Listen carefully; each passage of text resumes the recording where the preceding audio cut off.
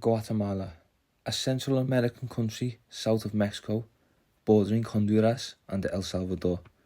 A predominantly Catholic country, home to volcanoes, lakes, rainforests, and gang violence. Guatemala is ranked as one of the most violent countries in the world. One of the most violent gangs that rule the neighborhoods of Guatemala, Mara Salvatrucha, commonly known as MS-13. MS-13 are an international criminal gang originating in Los Angeles in the 1980s. Known in Central America for drug trafficking, but also for targeting LGBT people in particular because of anti-LGBT sentiments, along with their perceived vulnerability, which makes them easy prey for the gangs bent on extortion or forced collaboration. A double homicide inside the juvenile detention centre uncovered an unwritten rule within the MS-13 gang. Under no circumstances are members allowed to be homosexual. Hi Jared, nice to meet you. Thank you very much for meeting us today and telling us your story. Where are you from originally? Guatemala. Guatemala, which is Central America, is it? Just below Mexico? Yeah, it's a country in Central America. It's right next to Mexico and next to El Salvador. What was growing up like in Guatemala? Well, it was a really good experience, as much as it was a bad experience, because I love my culture. I love the nature of my country. I'm someone that finds a lot of peace while being around nature. So one of the things that I used to do when I was back at home was drive to a lake, to a river, or to the beach with my friends, or even by myself. And in that part of my Latin American culture, it's something that I enjoy very much. But at the same time, growing up as a gay man in a very religious country, very close-minded country, a country that, for some reason, one of the most homophobic countries in Central America, it was not pleasant all the time. Yeah. So you mentioned there that you obviously a gay man. What age did you first realise that you are gay? I think I realized that when I was 12. If you want me to go into how way, I can tell you, but I think that was around the age when I realized. So how did you realize that? Well, there was this classmates that for some reason they were bringing pictures of women in like magazines of women with bathing suits. Yeah. And they were very excited about that and all that. And I was just looking at the reaction about how excited they were about seeing those pictures, but I would look at the pictures and I wouldn't feel anything at all. And I was like, wait, why I'm not feeling anything at all? And then one day another classmate brought another magazine with the same models with bathing suits and stuff, but this magazine happened to have also males in also bathing suits. And then I felt something. When I saw those pictures, I was like, okay, this is probably what they are feeling in that sense. And it was curious to be able to realize what that meant, but at the same time, it was quite scary, because at that moment, then I understood what I was, even though I didn't have all the information about how to describe it. I knew that people didn't like that, and I knew because of religion that was a very bad thing that the Bible mentioned that you're not supposed to feel. So it was very scary at that moment to find out that that was one of the things that people didn't like. How long did you keep your sexuality a secret for? When I was in high school, I think I was 15 when I told one of the classmates. Her name was Jennifer, and she was really lovely towards me. And then she told me that she had a gay friend, and that kind of like made me want to share it, because all the way up to that point, it was very internally consuming not to be able to share it with anyone. And I think I found a little bit of relief to share that with her, and she was amazing about it. And it was because of her that I was for the first time able to get in touch with people that were part of the gay community. And then I told my mother when I was 16. I told my sister as well, almost at the same time. And then my father found out when I was 18. I didn't want to tell him, but he found out. Were they all supportive?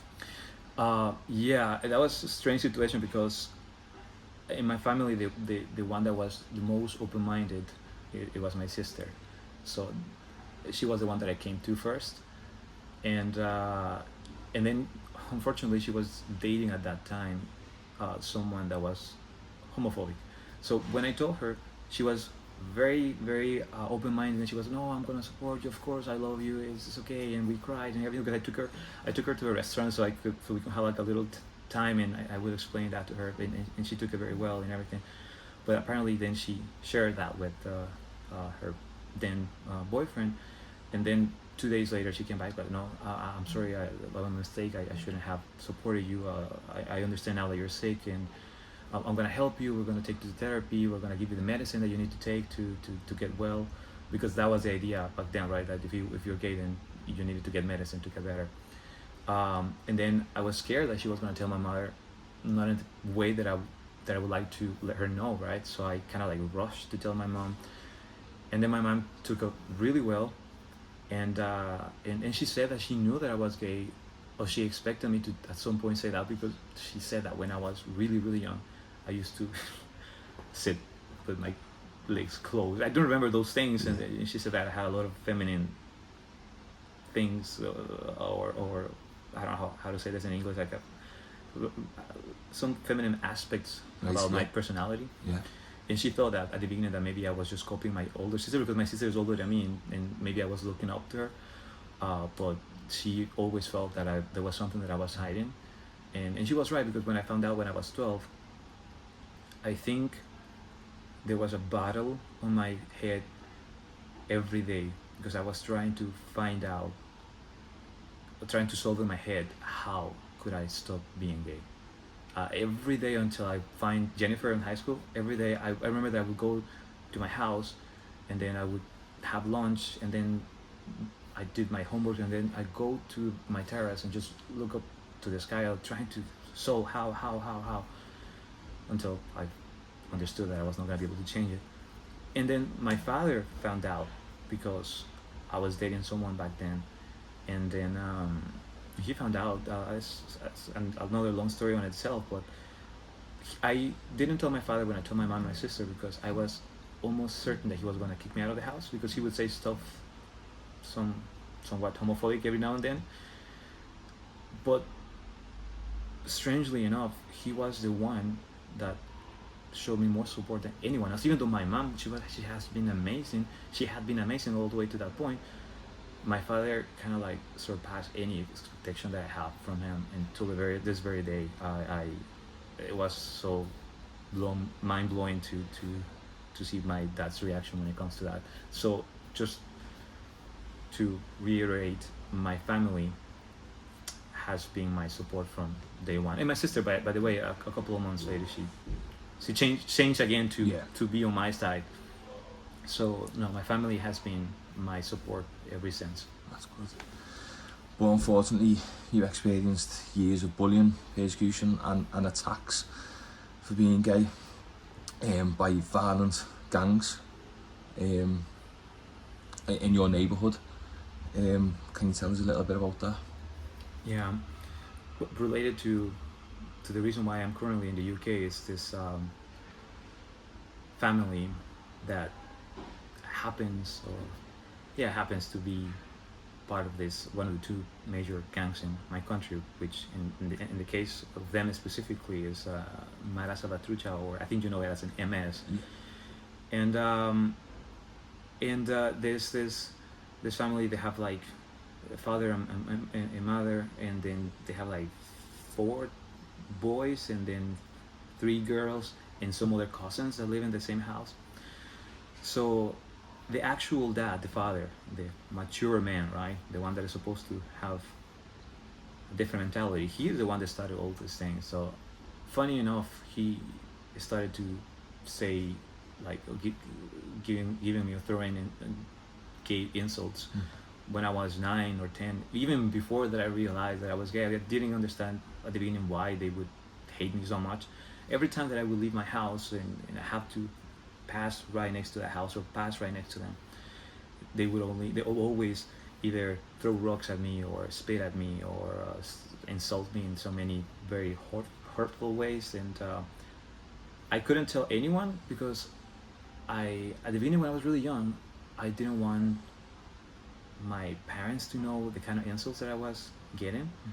And as I was getting older, and then I started also to understand, because all of their children and causes and everything, as they were getting older, they started to get involved in all of those shady things that this family was doing. So everybody was armed, carrying guns and stuff. So I knew that if at some point I said something to my dad, then his reaction would have been to try to protect me and maybe confront these people. That was not going to end well. So I, for one reason or another one, because my father also didn't know that I was gay, I didn't say anything. But unfortunately, this violent gang attacked your parents, didn't they? Is that the reason why you had to leave? Yeah, those attacks continued for years and years and years and years. I, as I said, I think I got used to that.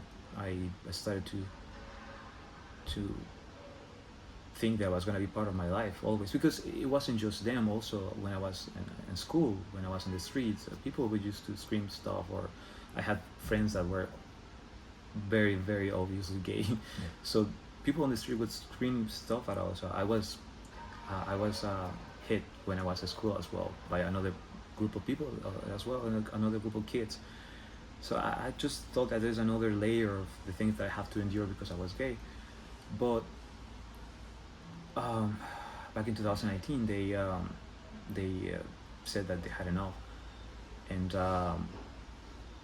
that family specifically, and other neighbors that were also part of that same gang, because they're not the only ones, they're others in the same area. They stopped me and they said that they were going to kill me because I was going to infect the other children in the block, because they were calling me stuff like they would associate me with pedophilia. So they would use that as well. Like they were trying to say that I was going to do something to their children, or that I was going to make them gay. So at the beginning I was okay. That's okay. You can do whatever you want to me. I was not going to leave. I was not going to leave my family. I didn't have the economic position also to go to another place anyways. And the only person that actually found out about that when it actually happened was my brother. So I said to him, no, I didn't say anything to my parents because I didn't want him to scare them. So I said, my brother, you see these people said this and this, and they're probably going to do it. So when it happens, you can go to the police and tell them that I told you this before, so they at least try to get the right people who actually did it. So you believed that they were going to kill you? No, I knew that they were going to kill me. No, that's something that I knew. But the thing is that it happens so often, and you just accept it. I really didn't really matter that much that was going to happen. I just accepted it, and you get so tired after a certain point that you're like, okay, well, I'm gonna leave to another part of the country, and then I'm gonna find some other people that are gonna want to do exactly the same thing, and I'll just stay here with my family. So they warned me again a couple of months later, but they wanted to make sure that I was gonna get the message. So again, a couple of months later, they attacked my parents. They were coming from the street. It was late at night. I was in my room, and I could hear my mom screaming from the street, and I just yelled to my brother like something is happening outside. I went out running, and when I went and I was able to see what was going on, I saw a lot of men in top of my dad, and they were hitting him. But my father wasn't moving anymore. He was just lying there on the floor, and I thought that he was dead by that moment. So the only thing that I could do is just throw myself in the middle, so they would stop hitting my dad. And then I could still hear my mom screaming, and I was trying to look around, where was she? And then she was being attacked in the other corner. Um, and then other neighbors came out, and they just stopped. They were just laughing at that. I was just trying to see if my dad was alive, and he was breathing. And fortunately, a couple of seconds later, he kind of like came back. But I was very scared for a moment, because I thought that my dad was dead, right? Because he was bleeding all over the place. And then I thought, if I keep doing this, or if I keep challenging them, it's not gonna be me. It's gonna be them as well.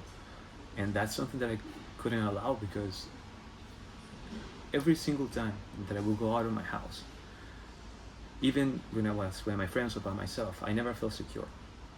But when I came back home, I know that I have my columns, right? The people that would support who I am and everything that I did, and I could never say anything bad about my mom and my dad and my family, and I was jeopardizing that just because I didn't want it to listen.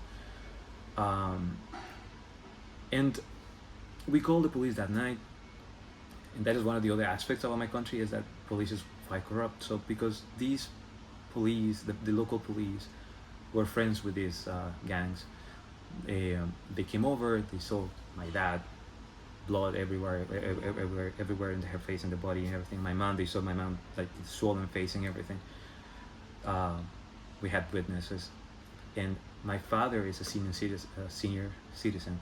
So the law in my country says that if you attack a senior citizen, by law you are taken to jail, and you stay there until there's a trial, or there's a judge that can determine if the reason why you did it was valid or not.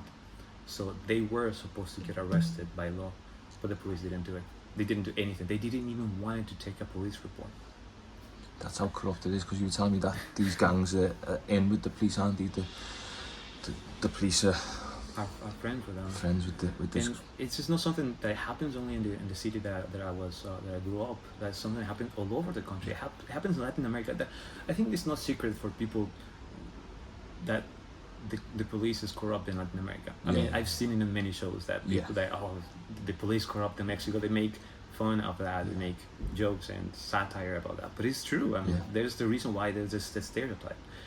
But the corruption, the police in Latin America is not just about, oh, give me money so you don't go to jail, or give me money so I can leave without a ticket. No, it's more serious than just that.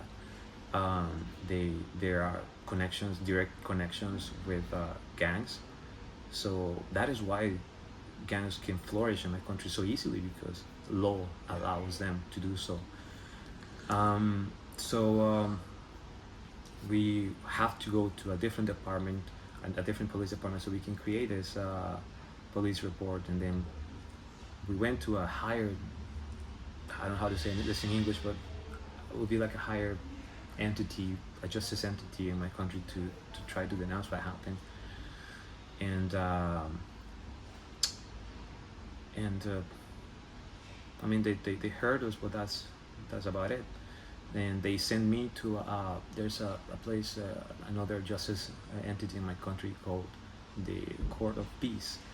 They sent me specifically because the kind of things that I have been enduring is related to my sexual orientation, and it's been going on for a long time. But also as well, just it's kind of like it's in paper, because I have all that evidence here with me. I have the report, the police report, the photographs of my dad, the photographs of my mom, and other things. I have all the evidence, but it means nothing. It's just a story and a paper for the Guatemalan justice system. So I knew that I had to leave, and that's the reason why. That's why.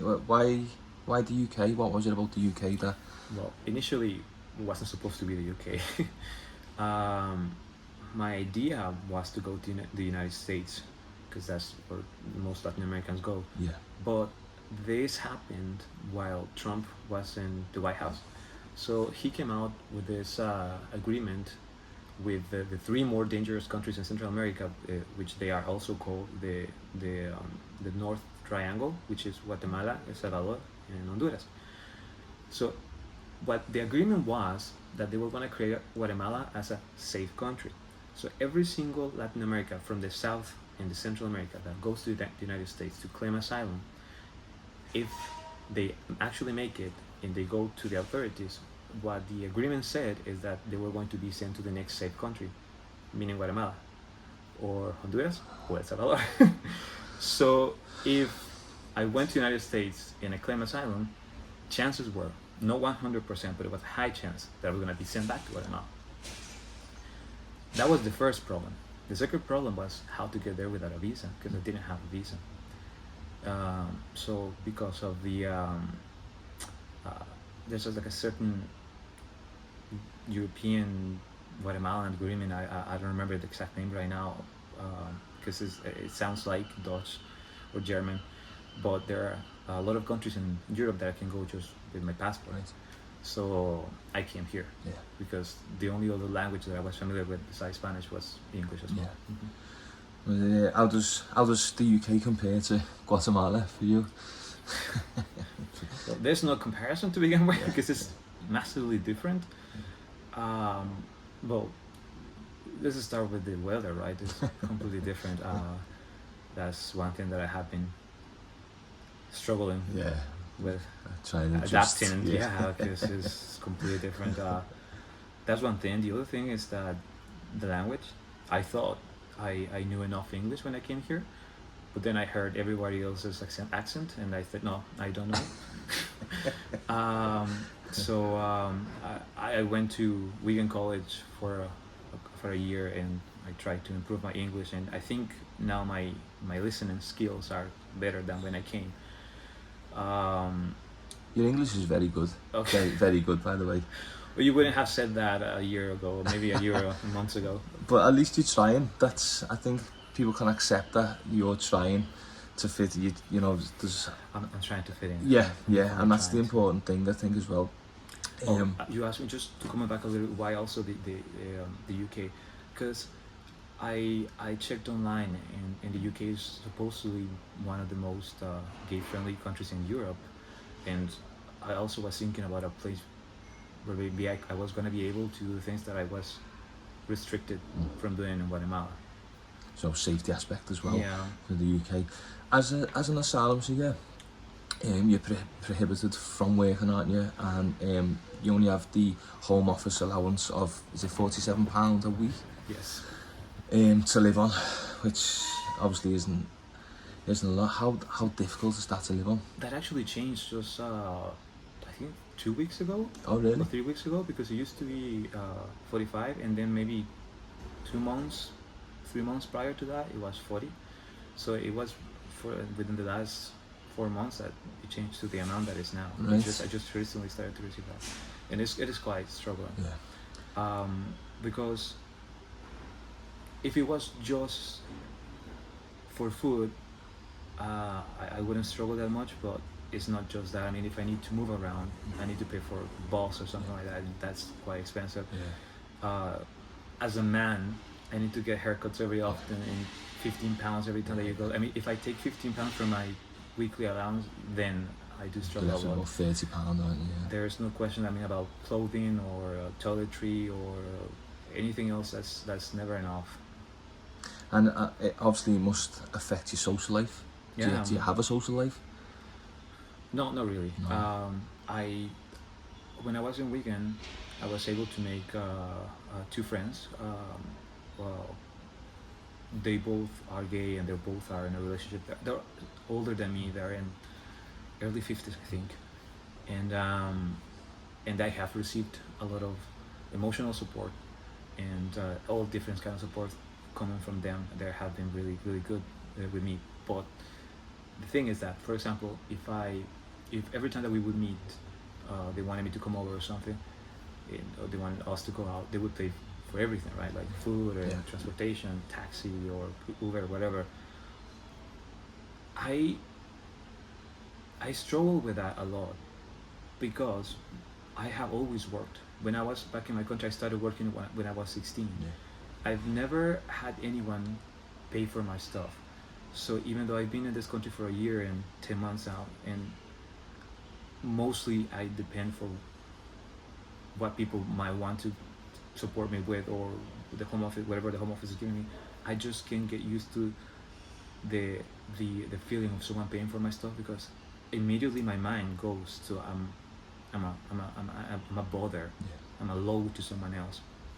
So whenever I go out with people that have been kind enough to make friends with me, I try not to bother them that much or at all. I just hope for them to reach out to me, Yeah. because I don't want anyone to think that the only reason why I'm talking to them is because I'm expecting for them to invite me to dinner or to get me something or to buy me stuff, because that's the most awful feeling that I've gotten since I came here. Well, it's one of the aspects that I hate about not being able to work. So I have not been able to make a very good social life, because I'm not able, without money, I'm not able to go out to a club or to meet someone, or if I meet someone on social media, like in, I don't know, a date to Tinder or something like that, I don't have the financial position to say, okay, let's go out for a movie, or let's go out for a drink, or it's just I have found out that there's just a very very very small percentage of people that really enjoys just walking out on the street, because I've realized that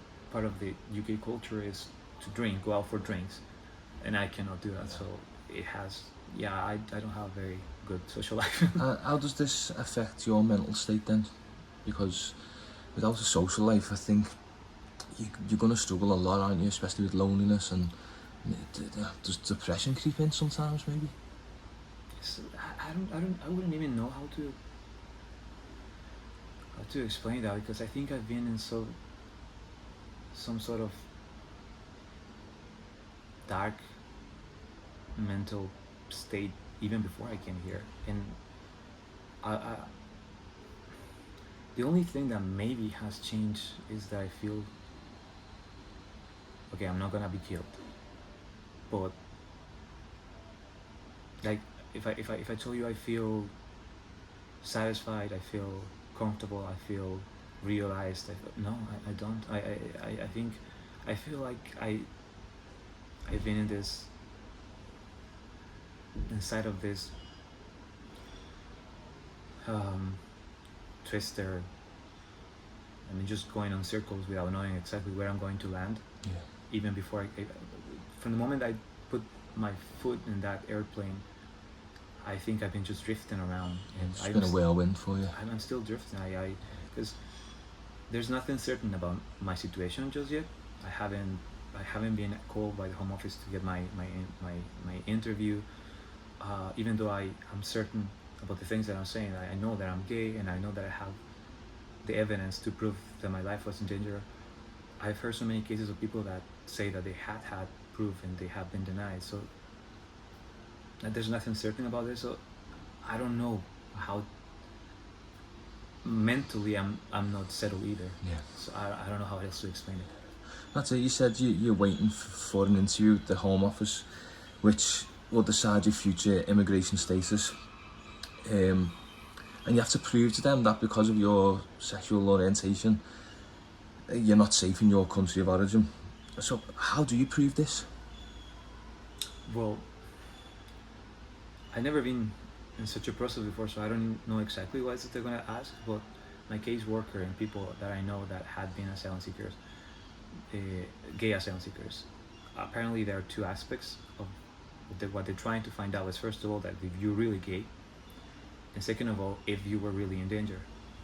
Now, I don't know how to prove that I'm gay, other than maybe some pictures that I have with my ex-boyfriends in Guatemala. But I'm not scared about that, because that's part of who I am.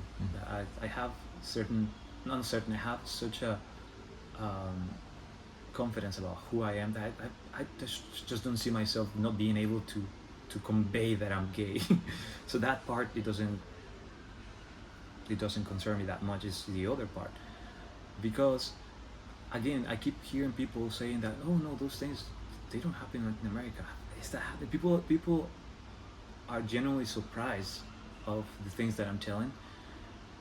And I understand that as a foreigner, if you go to Latin America, you don't see those things. You are not, you wouldn't be, because the governments also, they try to put some sort of fake reality. Oh, look, everything is perfect here, even though you go to the city, you see those great buildings, and you think, oh, they're actually doing well with their economy, even though that's only something that rich people can access. So people don't believe that, and I'm afraid, one of the things that I'm scared of is that the home office won't believe that I was actually in danger. That I don't know why I have this fear that even though I have the evidence, they will still deny me just because they don't want me here. I don't know. Yeah. What happens if you are refused? Where do you go then? Well, I know that if I get refused, there's a chance to appeal it in a court. But if your question is if I'm refused every time, I I can't come back. I cannot come back to my country. So another European country, I guess. I don't know how it would work. I don't know if the home office would allow me just to work out of the country, because as it is right now, they have my passport. Yeah. So they will have to give me my passport back, so I can say, okay, let me go try this in a different country. But that would be my idea, maybe another country in Europe that I could try again. Hopefully, and if you are allowed to stay in the UK, what's your plans for the future? Well, first of all, I want to get my own place. Yeah. Because those share houses, no. Yeah. So what's your living conditions like? So obviously they put you in is it a shared accommodation? It's a shared accommodation with other 3 asylum seekers. I had so many issues with the ones that I wasn't with. They turned out to be very homophobic as well. I'm not trying to attach a certain characteristic to someone, but I can say with all certainty that their religion, because they were Muslims, that was something that, because they seem to be very devoted, something that didn't like. They were doing all sorts of stuff to let me know that I was not welcome. So I asked the home office to move me, and after a while they did. It took a year, but they finally moved me back to Liverpool, which I like. I like Liverpool. Yeah. Maybe it's because when I landed in Manchester, but I was sent to Liverpool, and when I came here, I met some people that were nice, and for the first 6 months I was in Liverpool. Maybe that is why I find some sort of sense of home. I don't know. That's strange. I don't know how to describe it, but I feel comfortable here. Yeah. But the houses, they're really bad. Like the state of the house. I have pictures on my phone about how I found it. Like there was a huge old rusty refrigerator and the backyard, and an old couch in the front, and it was quite messy. So I've been trying to keep it clean and fix everything. But yeah, so the first thing that I would like to do, if I'm allowed to say, is find my own place. Find my own place. I'm studying. Well, I was studying in Wigan College, and now City of Liverpool College has accepted me. So I'm gonna be studying pre-access health. So one of the things that I want to do is to go to university and finish my degree, I guess, because I was studying something back in my country. So I would like to either start or continue what I was studying here as well. So I needed to go to college. So I'm doing that, and studying, find a job, help my family, because even though the reason why they were going to do all those things, it was because of me. I don't think my parents are safe there, so I want to be able to help to get them a new place, because as I said, economically I come from a poor family, so I want to be able to, between my sister, which is older, between the two of us, gather enough money to take them to a new place, so I can have a peace of mind. Yeah. When was the last time you seen your family? That was in, had to be 24th of October of 2021. You must miss them. More than anything. I miss my country for many reasons, but I can definitely live without it. My family, I'm always